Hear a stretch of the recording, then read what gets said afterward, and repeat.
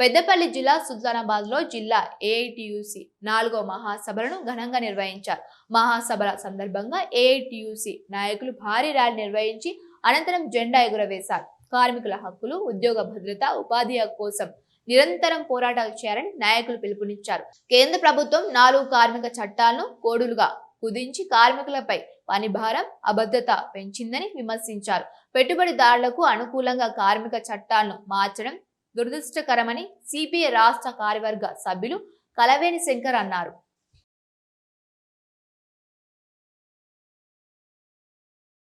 దేశంలో పెరిగిపోయింది. దానివల్ల ఒక్క పూట కూడా ఆరోగ్యకరమైనటువంటి తిండి తినలేనటువంటి దుస్థితికి నెట్టేయబడుతున్నదానికి కారణం ఈ ప్రభుత్వాలు అనేటువంటి విషయాన్ని ఈ సందర్భంగా మీకు చెప్పక తప్పట్లేదు. కనుక ఇవాళ కేరళ రాష్ట్రం చూడండి ఒకసారి. కేరళ రాష్ట్రం వామపక్షాలు, పశ్చిమ బెంగాల్ వామపక్షాలు, త్రిపుర వామపక్షాలు. వామపక్షాలు అంటే సిపిఐ, సిపిఎం. ఈ రాష్ట్రాలు రాజ్యాధికారంలో ఉన్న చోట లేబర్ డిపార్ట్మెంట్ చక్కగా పనిచేసేటువంటి పరిస్థితి వచ్చింది.